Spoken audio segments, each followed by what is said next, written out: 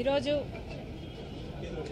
రాజ్యాంగాన్ని కాపాడుకోవాల్సిన అవసరం రాష్ట్ర ప్రజలు బాధ్యత అయ్యింది. రాజ్యాంగాన్ని అన్ని రకాలుగా కాపాడుకోగలిగింది ఒక కాంగ్రెస్ పార్టీ మాత్రమే. కాంగ్రెస్ పార్టీ ఆ రోజు అధికారంలో ఉండి అన్ని వర్గాలకు, అన్ని మతాలకు, అన్ని రాష్ట్రాలకు అందరికీ మేలు చేయాలి అన్న ఉద్దేశంతో అంబేద్కర్ గారి నాయకత్వంలో భారతదేశ రాజ్యాంగాన్ని రూపొందించడం జరిగింది. దానివల్లనే ఈరోజు భారతదేశ పౌరులందరికీ హక్కులున్నాయి. ఈ హక్కుల వల్లే ఈరోజు ప్రపంచంలో మనకు గౌరవం ఉండడమే కాకుండా భారతదేశంలో కూడా పేదవాడు సైతం బ్రతకగలుగుతున్నాడు అంటే దానికి కారణం మన రాజ్యాంగం కల్పించిన హక్కులు. కానీ రీజనల్ పార్టీస్ అధికారంలోకి వచ్చి నియంతల్లా మారి కొన్ని రాష్ట్రాలలో రాజ్యాంగాన్ని కాలరాస్తున్నారు. ఇది జరగరాదని, దీన్ని ప్రోత్సహించరాదని కాంగ్రెస్ పార్టీ ప్రజలందరినీ హెచ్చరిస్తుంది. రాజ్యాంగాన్ని గౌరవించడము అంటే అది ఒక రోజుతో, ఒక జెండా ఎగరేయడంతో అయిపోయే పని కాదు. రాజ్యాంగాన్ని గౌరవించడం అంటే రాజ్యాంగంలో మన దేశంలో ఉన్న అన్ని కులాలను, అన్ని మతాలను, అన్ని వర్గాలను అందరినీ సమానంగా చూసి అందరినీ సమానంగా గౌరవించడమే కాకుండా బడుగు బలహీన వర్గాల ప్రోత్సాహం కోసం చేయాల్సిన కృషి ప్రభుత్వాలు చేయాలి. కానీ ఇటీవల కాలంలో నియంతల్లా మారిన రీజనల్ పార్టీ ప్రభుత్వాలు ఇవి అమల్లో పెట్టడం లేదు అన్నది స్పష్టంగా కనిపిస్తుంది. అంబేద్కర్ గారు దళితుల కోసం ఎంతగానో పోరాటాలు చేశారు. కానీ ఈరోజు అట్టడుగున ఉన్న ఆ బడుగు బలహీన వర్గాలకు న్యాయం జరగడం లేదు. ప్రభుత్వాలేమో పెద్ద పెద్ద స్టాచ్యూలు పెడుతున్నాయి, స్టాచ్యూ ఆఫ్ సోషల్ జస్టిస్ అంటున్నారు. కానీ నిజానికి చూస్తే సోషల్ జస్టిస్ సమాజంలో ఉందా అంటే లేదనే చెప్పాల్సి ఉంది. గత 5 సంవత్సరాలుగా దళితుల మీద జరుగుతున్న దాడులు 100% పెరిగాయి. మరి దీనికి ప్రభుత్వం సమాధానం చెప్పాలి. దళితుల మీద జరుగుతున్న ఈ దాడులు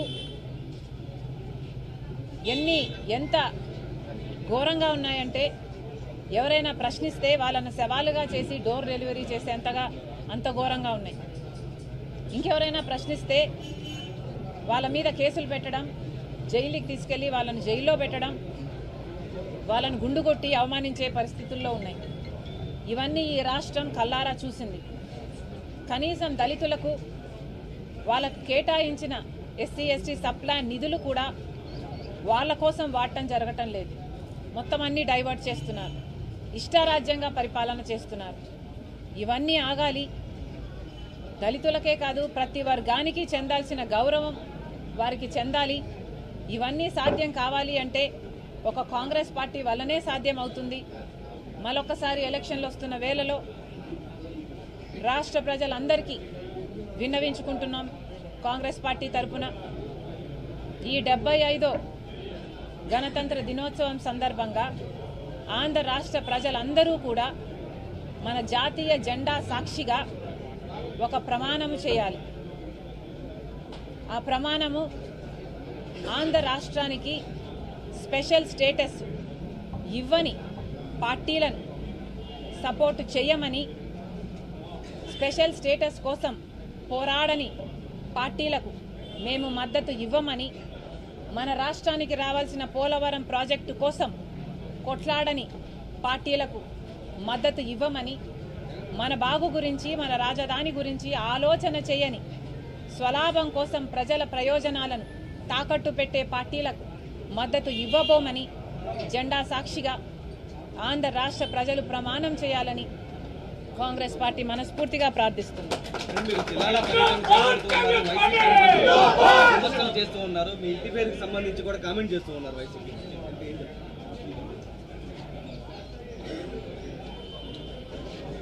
ఎవరో నాకు కితాబిస్తే నా విలువ ఎక్కువ కాదు, ఎవరో నాకు కితాబు ఇవ్వకపోతే నా విలువ తక్కువ కాదు. నేను రాజశేఖర రెడ్డి రక్తం. రాజశేఖర రెడ్డి గారు వైఎస్ రాజశేఖర రెడ్డి గారు అయినప్పుడు ఆయన బిడ్డ వైఎస్ షర్మిలారెడ్డి కాకుండా ఎలా పోతుంది?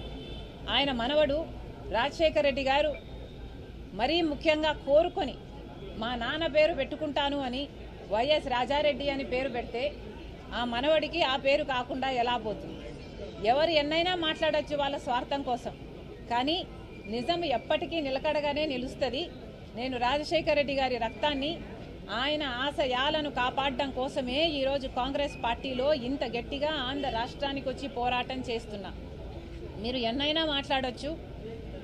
ఈరోజు పొద్దున చాలా దగ్గరి మనుషులు కూడా చాలా విచిత్రమైన, చాలా బాధ కలిగించే కామెంట్లు చేశారు. కొండా రాఘవరెడ్డి అన్న నాకు కానీ నా కుటుంబానికి కానీ దగ్గర అనుకున్నాం, కానీ ఈరోజు ఆయన కూడా నా మీద నేను పాదయాత్ర ఎందుకు చేశాను అన్న దాని మీద ఆయన ఏదో అక్కడ ఉన్నట్టు, ఆయన బావుమరిది అక్కడ సూపరింటెండెంట్ అయినట్టు, ఆయన అంతా విన్నట్టు ఏదేదో చెప్పారు. నేను పాదయాత్ర చేయాలి అని భారతమ్మ అడిగితే నేను పాదయాత్ర నేను చేస్తాను అని నేను అడిగినట్టు చెప్పారు. అన్న కొండ అన్న, మీ సూపరింటెండెంట్ చేత వచ్చి ఆయన ఈ మాట చెప్పించగలరా? మీరు మీ దేవుని మీద, మీ బిడ్డల మీద ప్రమాణం చేసి జరిగింది ఇది అని ప్రమాణం చేయగలరా మీడియా ముందర? నేను ప్రమాణం చేయగలను జరిగింది అది కాదు అని. నేను పాదయాత్ర చేస్తాను అని నేను ఎప్పుడూ అడగలేదు.